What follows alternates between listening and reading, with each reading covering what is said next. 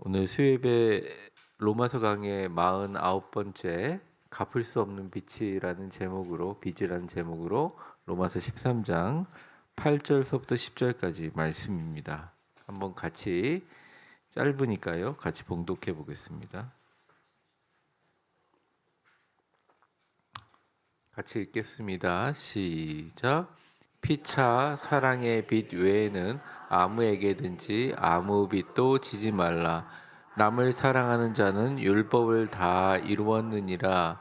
간음하지 말라, 살인하지 말라, 도둑질하지 말라 한 것과 그 외에 다른 계명이 있을지라도 내 이웃을 내 자신과 같이 사랑하라 하신 그 말씀 가운데 다 들었느니라.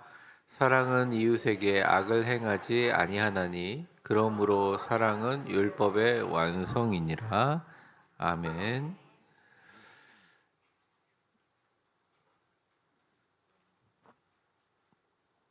그리스도인이라면 가장 많이 듣는 말이 사랑하라는 거고, 하나님은 사랑이라는 말입니다.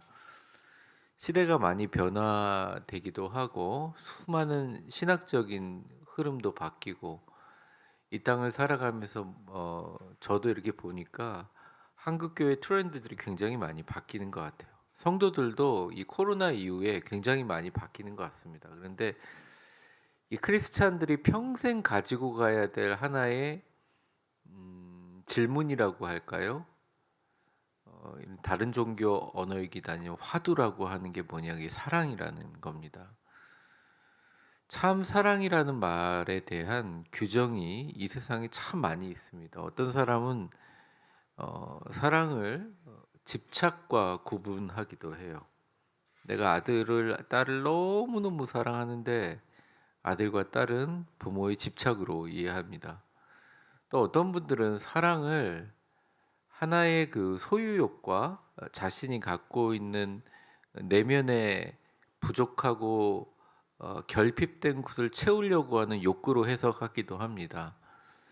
그런데 전에 제가 말씀드린 것처럼 믿음은 믿음으로밖에 이해될 수 없는 것처럼 사랑도 그렇게 우리가 갖고 있는 논리나 또 세상을 살아가면서 경험으로 이해할 수 있는 게 아니라 사랑조차도 사랑으로밖에 이해될 수가 없는 것 같아요.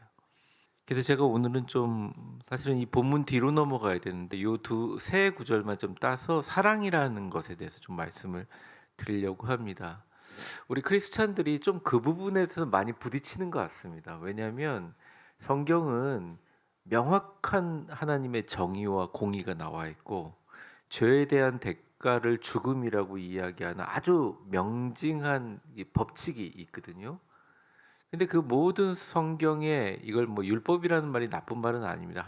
성경에 나와 있는 수많은 신학적인 법칙, 하나님의 뜻, 하나님의 성품을 완전히 우리의 이해 밖으로 확 몰아내서 그걸 다 통합해 버리는 게 뭐냐면 예수님이 십자가에 우리를 위해서 죽으신 것입니다. 그런데 이게 하나님이 예수님을 이 땅에 보내신 것도 맞고 죽게 하신 것도 맞지만 예수님의 자발적인 의지가 없었으면 십자가는 없었어요. 예수님이 겟세마네 동산에서 기도했지 않습니까? 주님, 만약 가능하시다면 이 잔을 내게서 돌려주십시오 라고 기도했어요. 그냥 기도한 게 아니라 어, 정말 온 힘을 다해서 기도했습니다. 그 옆에 기록한 내용들을 보면 땀이 피처럼 흘리며 기도하시더라. 어, 정말 주님께서 생명을 걸고 피하기를 바랬어요. 왜냐하면 다른 옵션들이 정말 많았거든요. 우리가 지금 AI 시대고 인간적인 수많은 생각을 하면 되게 이 십자가라는 방법이 너무 처참한 방법이거든요. 그리고 이게 과연 로마 시대 사람들에게 먹힐까? 이 처절한 사랑의 기록이 100년?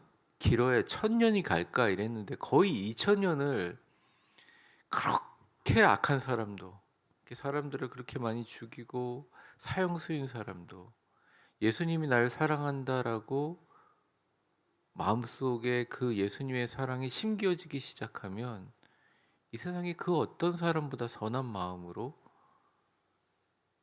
달게 사형을 받아가면서도 예수님을 복음 전하는 거 보면 이게 도대체 이게 어떤 사랑이길래 하는 생각이 듭니다. 바울은 개인적으로 이 사랑을 많이 깨달은 사람이에요. 오늘 크리스찬들에게 얘기합니다. 피차 사랑의 빚 외에는 아무에게든지 빚을 지지 말라. 이게 거룩한 부채 의식이라는 신학적인 용어인데 어떻게 우리의 삶을 변화시키고 우리 남은 인생 삶의 가치를 바꾸는지 한번 살펴보도록 하겠습니다. 본론 A를 한번 보겠습니다. 같이 한번 읽어볼까요? 시작. 사랑의 역설, 영원히 청산되지 않는 복음적 부채. 8절을 한번 읽어보시면 좀 천천히 읽어보겠습니다. 시작. 피차 사랑의 빚 외에는 아무에게든지 아무 빚도 지지 말라. 남을 사랑하는 자는 율법을 다 이루었느니라.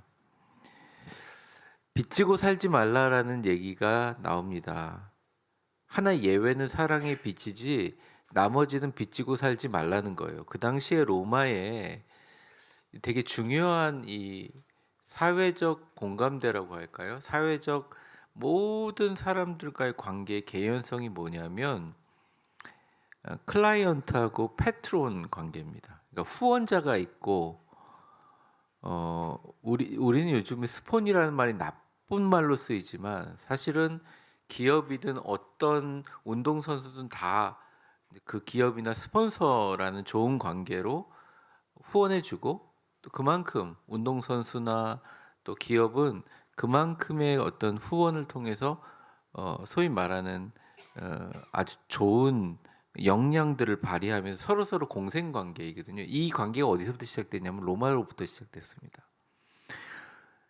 여러분 로마 뭐 그리스까지는 가지 않다. 로마라고 생각하면 지금 생각하는 로마는 제가 보니까 뭐 드라마에서 로마라는 드라마가 있고 자꾸 좀 향락적이고 굉장히 어떤 부패하고 이런 것만 좀 사실은 강조하는데 일본인 작가가 쓴 로마인 이야기라는 책을 뭐 열 몇 권짜리를 한번 읽어봐도 아시겠지만 어떻게 보면 가장 완벽한 민주주의를 구현했던 초기 시대, 특별히 로마의 다섯 명의 아주 현명한 황제 시대 때는 진짜 굉장히 이상적인 국가였거든요. 근데 로마 사람들은 되게 합리적이었어요. 근데 그 사람들 갖고 있는 관계 중에 하나가 빚을 졌으면 빚에 대해서 책임을 져야 된다라는 겁니다.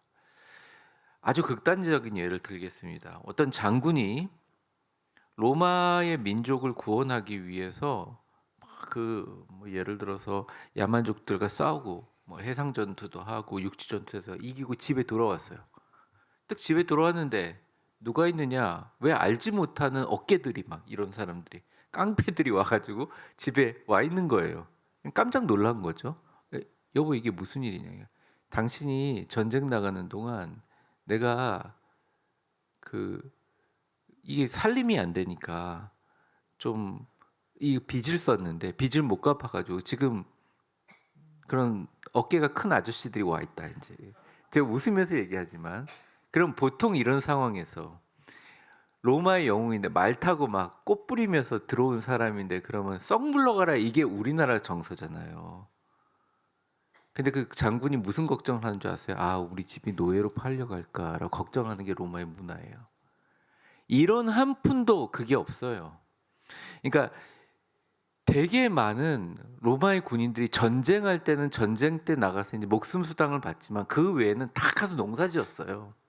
자기 생업에 다 충실했다는 거죠. 우리가 보면 로마 황제가 엄청 화려했을 것 같지만 뭐 그런 황제도 있었겠지만 뭐 여러분들 알겠죠? 율리어스 시저도 원로원들한테 자기의 정책과 좀 설명하러 가고 자기 독재적인 어떤 황제의 권위를 누리려고 하는 배척하는 사람들이 좀 설명하러 들어갔다 칼 맞아 죽은 거 아니에요. 그러니까 이 사람들의 이 민주주의라는 것은 지금이 가지고 있는 아주 엄청난 민주주의보다 당시에 엄청 발전한 모든 사람은 평등하고 3번 심판을 받아야 되고 재판을 받아야 돼. 그럼 모든 제도가 로마로부터 시작됐다는 거예요. 그래서 이 바울이 얘기하는 빚지지 말라는 말은 단순하게 아유, 사랑의 빛 외에는 지지 마, 이게 아니라 진짜 우리가 지어야 될 평생의 빚이 있기 때문에 너희들이 살 때 나머지 빚들은 지지 않고 사는 게 맞다. 이게. 정확하게 사회 규범이나 사회에 있는 모든 삶의 구조들이나 그런 곳에서 너희들이 인간의 자유와 독립성이 훼손되고 구속되는 끈들을 만들지 말라는 거예요. 그러니까 반드시 빌렸으면 갚아야 돼요, 로마는. 그러니 돈을 쓸 때도 아껴 써서 괜히 빚을 많이 져가지고 나중에 큰일 당하지 말고 절약하며 살고, 아무리 좋은 마음으로 돈을 빌려주더라도 그 돈으로 하는 것보다 자급자족해서 자기가 살아서 그런 것들 때문에 인생 살아가면서 질질질 끌려다니지 말라는 거예요. 제가 엊그저께 봤는데 우리나라 가계부채가 4조 6천억이 증가했다 그러더라고요. 제가 잘못 봤을 수도 있겠습니다. 제가 잘못 봤을 수도 있겠죠. 그러니까 이게 보니까 단순히 수치일 수도 있겠지만 사람들이 이 빚지는 것에 대해서 그다지 이제 우리 어른들은 아닌데 젊은 분들이 빚을 지는 것에 대해서 조금 더 이건 잘 활용할 수 있는 돈이다. 다 사업가적인 마인드를 가지고 있는 것 같은 생각이 듭니다. 근데 제가 다시 말씀드리지만 이 바울이 있었던 로마 시대의 빚은 엄청 무서운 거였어요. 지지 말라라고 얘기합니다.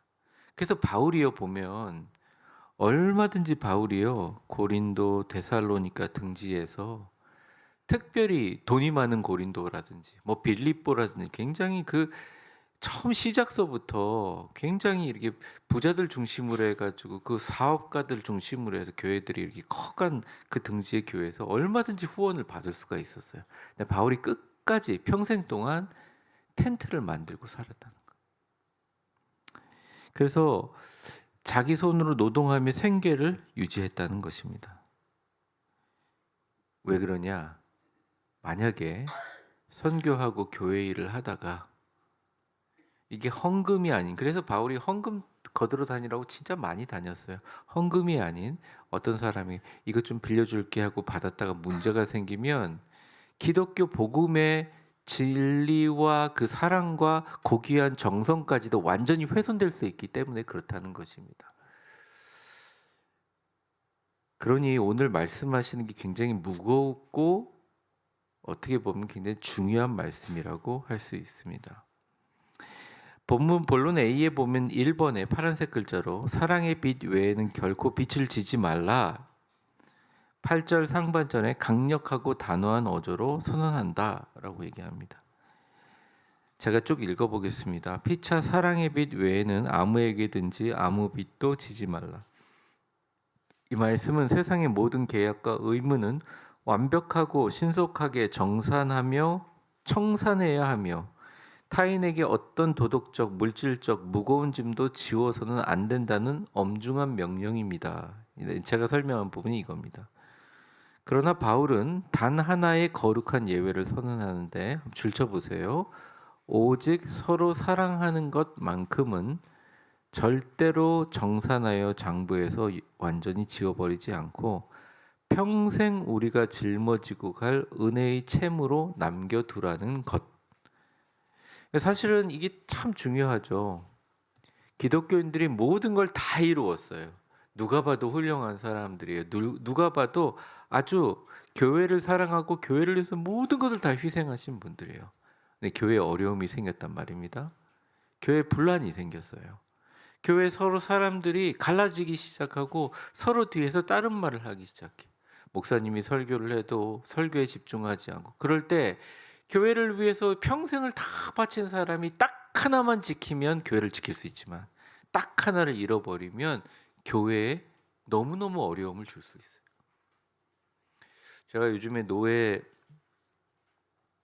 이렇게 보고를 들어오기도 하고 많은 분들이 제 위치가 되니까 임시당회장으로 가서 그 문제를 해결하라 그러지만 제가 진짜 노예 들어가서 단 한 번도 가지 않았습니다. 왜 그러냐면 그 무게를 알고 있기 때문에 말 한마디 잘못하면 교회가 확 잘라져. 그러니까 보면 별것도 아니거든요. 근데 딱 하나만 잊어버리고 있어요. 서로 사랑하라 이거 까먹고 있다는 거예요. 모든 걸 덮어버릴 수 있는 하나님이 가장 좋은 무기를 줬는데 서로 사랑하라. 사랑하지 못할 이유가 너무 많은 거예요. 목사님 이거 사랑하면요 이거 큰일 납니다. 뒤집어집니다. 난리칩니다. 또 그럴지 몰라요. 이거 안 됩니다. 막 들고 일어나는 거예요. 그래서 뭐 거기 가서 이제 조종하는 뭐 임시 당회장 목사님이 사자만 꺼내가지고 막 눈에서 막 불이 나고 난리가 나는 거예요. 저는 도저히 감당할 수 있는 그게 안 됩니다. 진짜 기도할 뿐입니다. 바울이 얘기한 이게 굉장히 대단한 것 같아요. 고린도전서에도 얘기하듯이 그런즉 믿음과 사랑과 소망과 사랑 영원히 있을진데 그 중에 제일은 사랑이라 얘기했잖아요. 그러니까 다른 거 다 잊어버려도 예수님이 우리를 위해서 죽으셨기 때문에 그 빛 갖기 위해서 나는 평생 살아야 된다. 그러니 사랑해야 된다. 이렇게 마음을 먹고 어떻게든 사랑하려고 노력을 하세요. 그게 가장 중요한 복음의 정수라는 것입니다. 이번에 보시면 시혜자가 아닌 채무자의 심정. 얘도 뭐 길게 써놨지만 제가 읽어볼게요. 우리가 이웃을 사랑할 때 저지르기 가장 쉬운 오류는 바로 줄쳐보십시오. 도덕적 우월감입니다. 이 도덕적 우월감에 대해서 설명하는데 내가 조금 더 가진 자로서 좀 더 성숙한 자로서 타인에게 친절과 사랑을 베푼다고 여길 때 이것은 복음이 아니라 줄쳐보십시오. 자기 의를 쌓는 율법주의가 됩니다. 복음의 정수는 우리를 세상을 향한 영원한 채무자로 만드는 것입니다.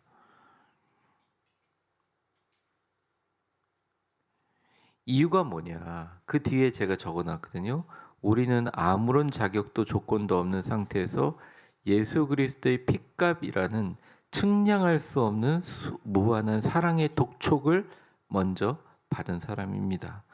십자가라는 거대한 채무 아래 놓인 성도는 이웃을 바라볼 때 동정적인 시혜자의 눈이 아니라 베푸는 사람의 눈이 아니라 줄쳐보십시오. 내가 받은 주님의 은혜를 전달해야 하는 채무자의 눈을 갖게 됩니다.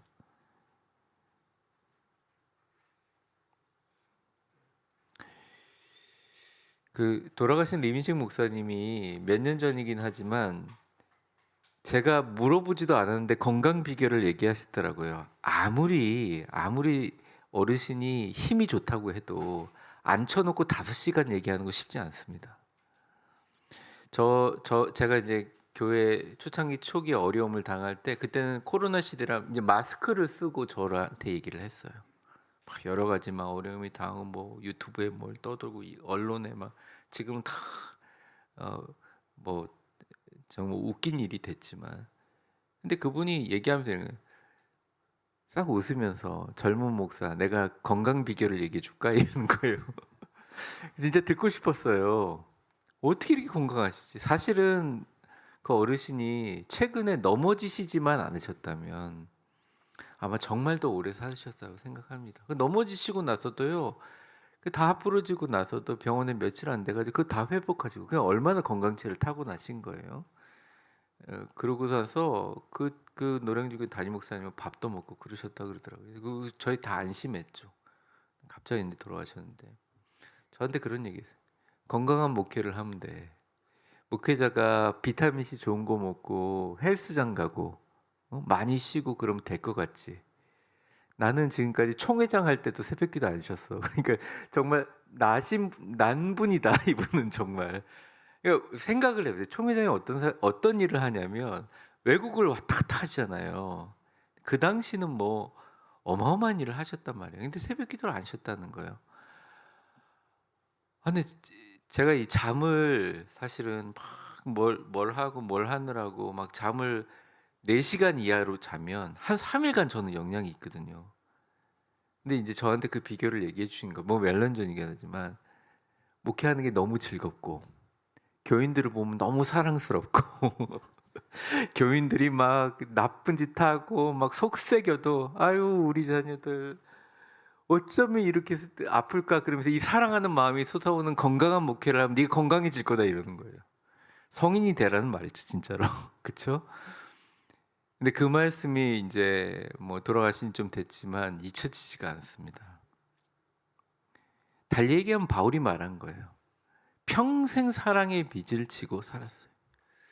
공산당들에게 자기 가족들이 죽임을 당하는 것을 봤고 1950년 그때 전쟁통에 6.25 때 아무도 그 안 할 때 이 천막 같은 데 들어가서 목사 안수직하면서 그때 군종 목사로 시작하신 목사님이 평생을 목회하고 오면서 얼마나 힘든 일이 많았겠어요. 그런데 이분이 남을 사랑하는 마음을 가진데 그 사랑이 의무이기도 하고 책임이기도 하지만 날 위해 죽으신 예수님 생각을 하면서 그 사랑의 마음으로 이겨내신 거예요. 어떻게 보면 우리는 볼 때 이겨낸 거지만 정말 극복한 것이 아니라 완전히 그것을 사로잡아 버린 것입니다. 그러니 그렇게 많이 베풀어도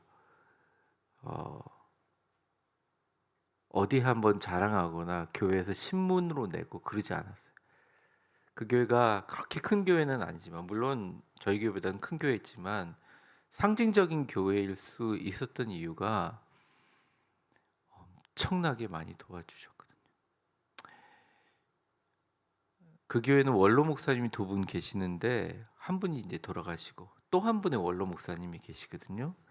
강신원 목사님이랑 그분이 원래 리민식 목사님 계실 때 부목사님이셨어요. 그분을 자기가 유학 보내고 청빙하고 다 대주고 다시 담임 목사님으로 세우셨어요. 그분의 또 제자가 와서 또 담임 목사님, 이 3분의 목사님이 이렇게 계신데 제가 보니까 기본적으로 그 교회가 갖고 있는 마음이 뭐냐?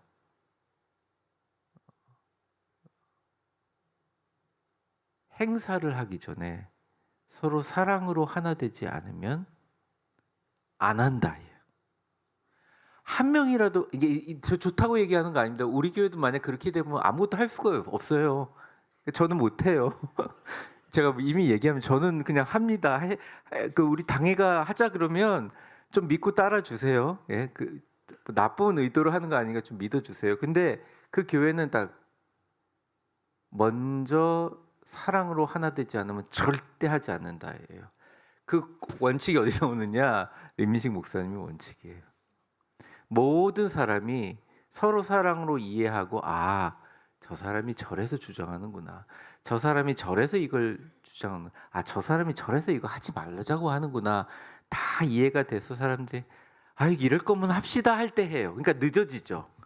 하지만 이 원칙을 가지는 겁니다. 제가 이거 볼 때 이게 바로 사랑의 빛이 아닌가 생각합니다. 그러니까 내가 참 대견하고 난 참 사람들 잘 돕는 거야 도덕적인 우월감을 느낄 때는 이게 율법의 지배를 받아서 오히려 우리가 하나님께 한 공로들이 깎아지지만 내가 십자가의 빚진 자라는 거룩한 부담감을 기쁨으로 소유한 사람들에게는 사랑의 빛은 가장 강력한 힘이다입니다. 조금 더 깊이 보겠습니다. 본론 B로 한번 들어가 보시면 같이 읽어보겠습니다. 시작. 율법의 마침과 완성, 이웃에게 악을 행하지 않는 구체성. 구절을 한번 읽어보죠. 여러 얘기가 나왔는데 같이 읽겠습니다. 시작. 간음하지 말라, 살인하지 말라, 도둑질하지 말라, 탐내지 말라 한 것과 그 외에 다른 계명이 있을지라도 내 이웃을 내 자신과 같이 사랑하라 하신 그 말씀 가운데 다 들었느니라. 그 안에 다 들어있다는 거예요. 그러니까 바울이 뭘 기억하느냐? 예수님의 말씀을 기억하는 거예요.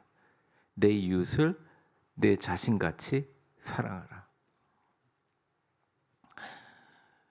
정말 뉴스를 보고 인터넷을 보고 또 뭐 신문을 보거나 심지어 교회나 노회나 총회를 보면 수많은 법정들이 열립니다. 그래서 제가 어느 순간 멍하니 30분 이상 인터넷을 보고 있으면 내가 지금 뭐 하는 짓이지 이런 생각이 들어요. 얼마나 시간 낭비인지 몰라요. 몇 번의 재판을 치르는지 몰라요. 뭐 연예인이 뭐 공항 검색대 앞에서 마스크를 안 벗었다, 뭐 건방지다 막 이러고, 안 벗을 수도 있는 거지 막 이러고.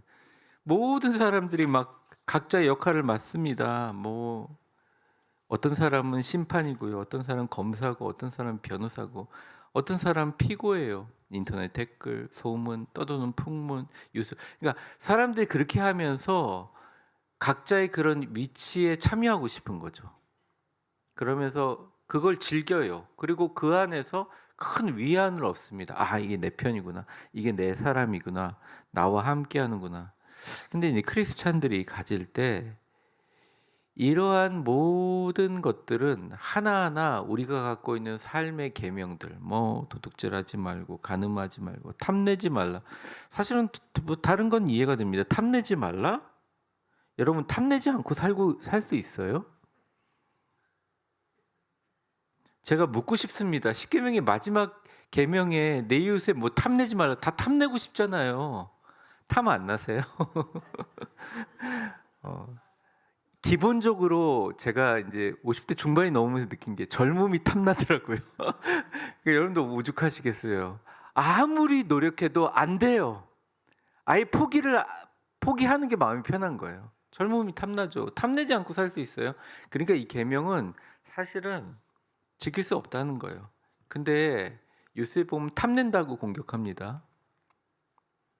그리고 각자의 그 상황 속에서 그 뭐 소위 말하는 진영 속으로 들어가면 그들이 갖고 있는 아주 숭고한 마음들이 있어요. 다 못된 놈은 나쁜 사람들만 있는 게 아니에요. 그래서 제가 이제 이 생각을 하면서 뭐 이것도 아니고 저것도 이게 아니라 우리가 크리스찬으로 삶을 살아가면서 이 부분에 너무 신경 쓰면서 빠져서 사는 게 맞는가? 아니면 조금이라도 내가 이 세상에 있는 모든 하나님이 명령하신 것을 하나로 묶는 근본적인 본질적인 것을 붙들고 가는가? 그 본질적인 게 뭐냐? 오늘 말씀에 나옵니다. 내 이웃을 내 자신과 같이 사랑하라 하신 그 말씀 가운데 다 들었느니라.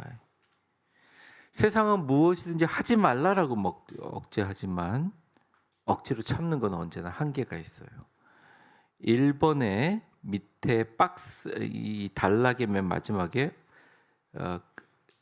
두 번째 부분, 그러나 이러한 외부적인 억제와 의무감만으로 사람의 마음을 근본적으로 바꾸지 못하고 억지로 참는 것은 언제나 한계가 있다라고 제가 말씀드린 겁니다. 제가 그 다음 수도 읽어보겠습니다. 십자가의 은혜를 경험하며 우리 마음에 사랑이 찾아오며 우리에서 비로소 하지 말라는 규칙의 울타리를 훌쩍 뛰어넘고 억지로 죄를 짓지 않으려는 참으려는 소극적인 단계를 벗어나 줄쳐보십시오. 이웃을 위해 무엇을 도와줄까 고민하는 적극적인 단계로 나아가는 것입니다. 사랑은 율법이라는 그릇을 가득 채워 넘치게 만드는 충만함입니다.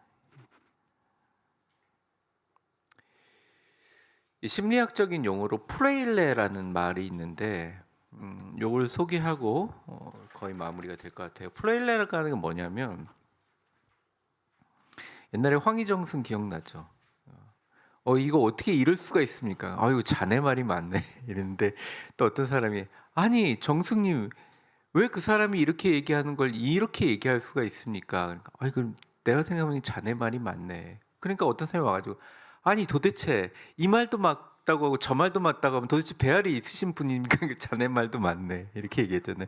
너무 웃긴 얘기기도 한데 이걸 보면 이제 우리가 갖고 있는 어떻게 보면 유교적인 관점이라든지 또 이 기독교가 갖고 있는 율법적인 색채가 강하기 때문에 되게 고지식으로 생각하면 무슨 저 사람 이거 회색 분자 아니야? 뭐 이렇게 생각할 수도 있고 술에 물 탔는데 물에 물 탔는데 이거 뭐 아니지 않나 이렇게 생각할 수 있는데 누구에게 맞춰준다는 게 내가 어떤 유익을 구하기 위하거나 아니면 어떤 조종하기 위한 의도가 아니라 순수한 마음으로 저 사람이 오죽하면 그럴까?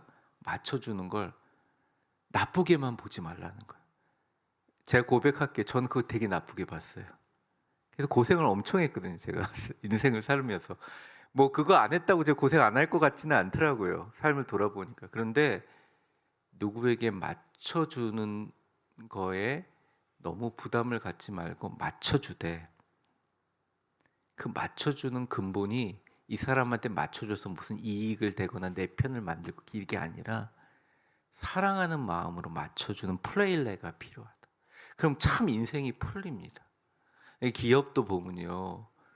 우리나라도 쟁쟁한 기업들이 많잖아요. 근데 이 기업들을 보면 형태도 보고 미국에서도 기업들을 보면 이 무한 경쟁 시대에 자신들이 엄청 잘했던 예전에 엄청난 성공의 어떤 법칙이 있어요. 근데 그 법칙에 매여서 고객들이 요구할 때 아니야, 다른 기업은 따라가더라도 나는 이걸로 독보성을 점유할 거야 하는 기업들은 소리 소문도 없어지더라고요. 그걸 냉혹한 경제적인 현실로 보지 마시고 어떤 기업은 생각하게 내가 어떻게 하면, 그러니까 이 사람의 매분 매초, 이 경영자의 매분 하는 사람이 어떻게 하면 세상 사람들에게 이로움을 줄까라고 생각하는 기업들이 잘 돼요. 그리고 많은 사람들이, 제가 얼마 전에 어떤 책을 읽었는데 이제 발명을 많이 하신 분인데 그 사람의 발명의 원칙은 그런 겁니다. 어떻게 하면 조금 더 사람들을 편리하게 할까? 그러면서 저도 그 생각해 봤는데 이제 셀카 찍을 때 말이죠. 이미 나왔는지도 모르겠지만 저희 아내하고 저하고 셀카가 없어요. 왜냐면 저건 목이 좀 아파가지고 이렇게 당기면 이제 저희 아내가 제 얼굴이 자꾸 뒤로 가 있다고 내 얼굴 앞으로 나오겠다 이렇게 하다 보면 찍어보면 너무 불편한 거예요. 그래서 보니까 어떤 목사님이 뒤에다 뭐 이렇게 스티커를 갖다 붙여가지고 창문에다 뜩 붙이고 이걸 삑삑 하는데 저는 아이폰이라 잘 안 되고, 야, 그냥 대충 셀카를 찍어도 예쁘게 셀카로 바뀌어버리는 그런 앱이 있으면 얼마나 좋을까. 전 세계 사람들이 하루에 찍는 사진의 양이 얼마겠어요. 그런 생각을 했거든요. 만약 개발하실 분이 있으면 좀 개발해 주십시오. 아니, AI로 참 많은 걸 되잖아요. 근데 그런 개발이 소위 말하는 완전 천문학적인 완전 삶을 다른. 미국에서 꽃을 배달하는데 어떻게 하면 꽃을, 뭐 굉장히 옛날 얘기입니다. 받을 때 기분 좋게 할까 개발하신 분들의 LA 한 분 계셨거든요.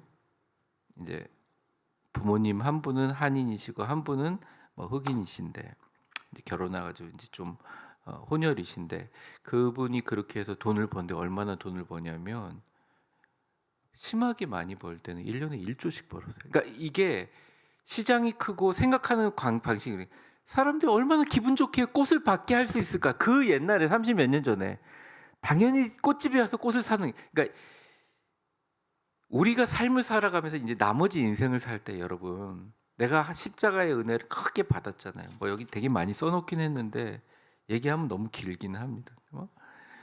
너무 많은 사랑을 받는데 이걸 내가 어떻게 실천하며 살지?